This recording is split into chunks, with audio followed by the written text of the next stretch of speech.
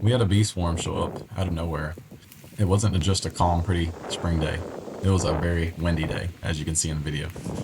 And somehow, of all places, they decided to land in my swarm box I just put up last week, right here in my backyard. So I'm thinking, well, that was easy. They're crawling all over it. Scouts are going in and out. Bees are fanning it at the entrance. It looked like they were about to sign paperwork and go ahead and move in, but then they didn't. After a while, they just kind of changed their minds. Instead of committing to the inside of the box, they clustered up underneath it, just hanging there. If you've kept bees for any amount of time, you know swarms are basically like house hunters. The scout bees go out and find options, come back and do their little waggle dance, and they literally vote on how and where they're going to go and move.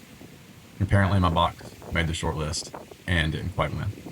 Now at this point, I'm thinking this is a good sized swarm. I really don't want to lose them.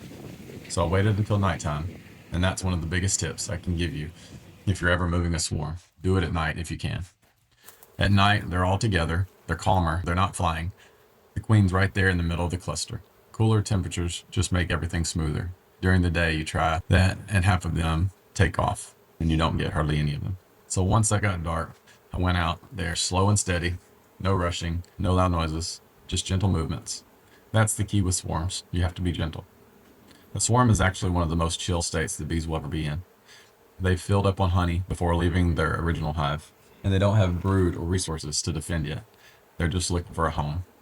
So I gently scooped them into a box I had ready with one frame already inside. Once they started settling in, I added 4 more frames so they'd have a structure to start building on. And I just let them climb naturally. You don't want to dump them and start taking frames like crazy. Just give them space and let them organize themselves. Once the queen moves into the frame and you see bees fanning at the entrance, that's a really good sign you've got her in there. And if the queen's in the box, the swarm's staying. Originally, I thought about transferring them into a nuke box, but honestly, once they settled into the box I scooped them up into, I decided to just leave them there. Less stress, less moving them around. Sometimes the best beekeeping decisions is to just stop messing with them. And by the next day, they were acting like a little colony already, exploring the frames and starting to get organized. Stuff like this is why I love beekeeping.